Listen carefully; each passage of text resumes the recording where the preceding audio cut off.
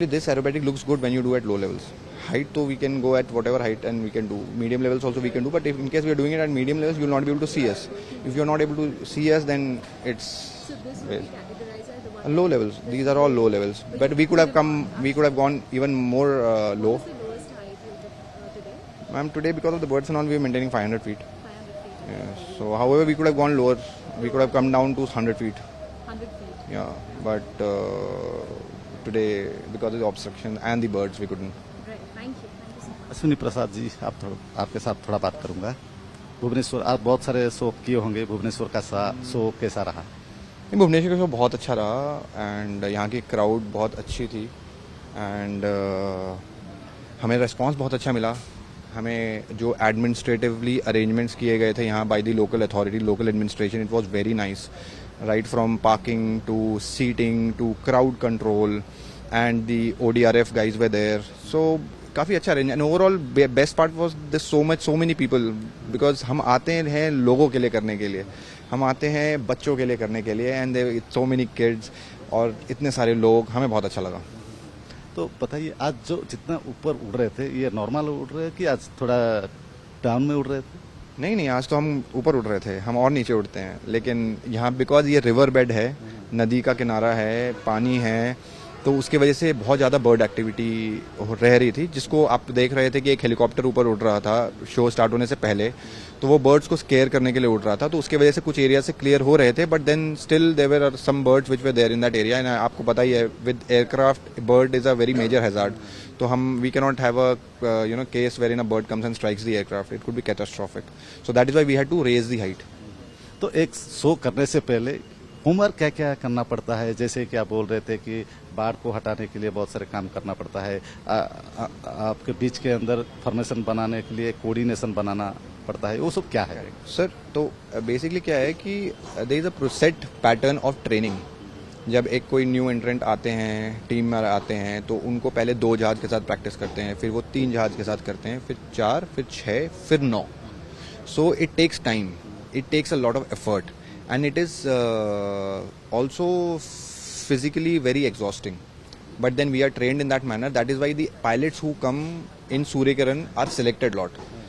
हमारी सिलेक्शन का एक बहुत रिगरस क्राइटेरिया होता है। वो क्राइटेरिया थोड़ा बताइए। Criteria I will not be able to tell you like this, it is just that when you apply it, first of all it is a voluntary, anybody can apply for it within the Air Force, pilots obviously.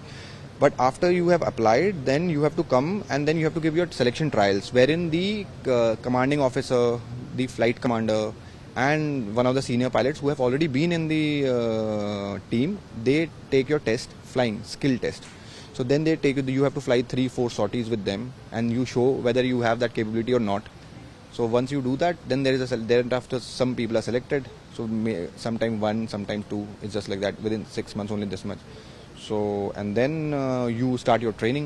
When you start your training, so as I said, 2 aircraft, 3 aircraft, 4 aircraft, 6 aircraft, and then you go to 9. And once you complete 9, then you are declared fully ops, and then only you are allowed to do your display. So that is how it happens, and it takes a lot of effort. एक team में, जो Surya Kiran team में, एक pilot कितना दिन तक काम कर सकते हैं? एक पायलट का टेन्योर सूर्य किरण में 3 years का होता है, जिसमें जनरली, क्योंकि जैसे अभी आप देख रहे हैं कि हमारा सीजन स्टार्ट हो गया, तो अभी हमारी ट्रेनिंग बंद हो गई। सीजन स्टार्ट हो गया तो जनरली 1 साल तो ट्रेनिंग में चला जाता है, एंड देन 2 साल वो 2 सीजन डिस्प्ले करते हैं, and thereafter they get posted out.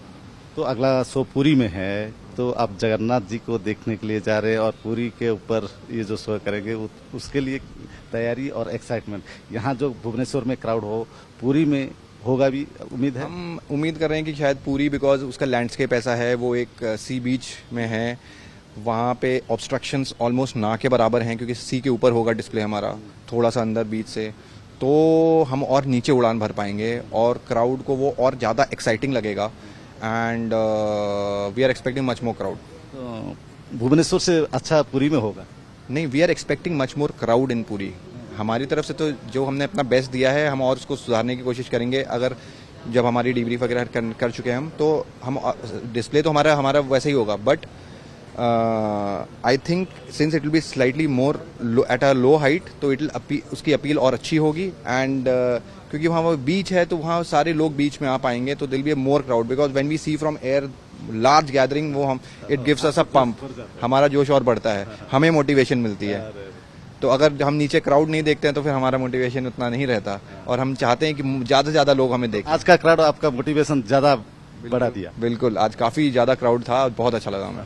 Ashwini ji, और एक बात, जो युवा ने एयरफोर्स में जाने के लिए चाहते हैं तो उनके लिए क्या करना पड़ेगा, कब से वो शुरू करे तो एयरफोर्स में एक आपका जैसे टीम में वो शामिल हो पाएगा? नहीं, जैसे देखिए, अब मैं एयरफोर्स में ज्वाइन करने के बाद मैंने 13 साल की service as a fighter pilot करी, उसके बाद मैंने अप्लाई किया और फिर मैं आया। तो जनरली हम एयरफोर्स में जब आप आ जाते हैं उसके बाद आप एज अ फाइटर स्ट्रीम में चले जाते हैं, ट्रेनिंग वगैरह, इनिशियल ट्रेनिंग कंप्लीट करके। उसके बाद अराउंड 6 ईयर्स 7 ईयर्स जब आप उड़ा लेते हैं जहाज, फाइटर एयरक्राफ्ट को as a fighter pilot, thereafter आप सफिशिएंट एक्सपीरियंस गेन कर लेते हैं और आपकी उतनी स्किल लेवल डेवलप हो जाती है कि आप अप्लाई कर पाएँ। तो उसके बाद आप अप्लाई करते हैं एंड उसके बाद फिर आप आते हैं। जैसे मैं 13 ईयर्स में आया हूँ, कुछ लोग हैं जो 8 साल में आए हैं, कुछ लोग हैं जो 12 साल में आए हैं, but it is on an average after 6 years. एक हमारे में 1-2 कोर्सेज होते हैं which is like a qualified flying instructors course. तो जब वो बंदा कर लेता है जनरली हम उसके बाद लेते हैं, बट ऐसा कुछ वो कंपलसरी नहीं है। तो भुवनेश्वर का जैसा क्राउड रहा, बहुत सारे युवाओं ने अगले दिन में ये एयरफोर्स में योगदान दे। बिल्कुल, हम यही चाहते हैं और हमारा डिस्प्ले करने का पूरा रीज़न ही यही होता है कि हम आके युवाओं को मोटिवेट कर पाएं। आपने देखा, हमने हवा में एक वाई अक्षर भी बनाया था, it was dedicated to all the youth and as जैसे हमारे कमेंटेटर ने भी बोला होगा, ठीक है। So our sole aim is to motivate the youth to join not only the Indian Air Force but also the other services. So we want them to join the Indian Armed Forces and Air Force join करेंगे तो बहुत अच्छा Sunil ji, last question, जो formation, क्या क्या formation, उसको क्या क्या बोलते हैं? क्या जैसे बोले कि वाई एक फॉर्मेशन किए थे, और क्या क्या? जैसे वाई फॉर्मेशन जो उन्होंने किया था, दैट वाज, उसको बोला जाता है वल्कन फॉर्मेशन। उसके बाद देन एक जो इनिशियली जब वो एंट्री करी थी फॉर्मेशन ने, वो डायमंड के शेप में थे, तो that was called diamond formation. उसके बाद उन्होंने एक सामने से फ्लाई बाई किया जिसमें वो सुखोई 30 विमान के शेप में थे, तो उसको सुखोई फॉर्मेशन बोलते हैं। फिर इंडियन एक तेजस फॉर्मेशन बनाया था जिसमें तेजस जहाज जो भारत द्वारा बनाया गया है उस जहाज के शेप में था, तो इसलिए उस फॉर्मेशन का नाम हमने तेजस रखा। तो इसी तरीके से हमारे टोटल कितना फॉर्मेशन था?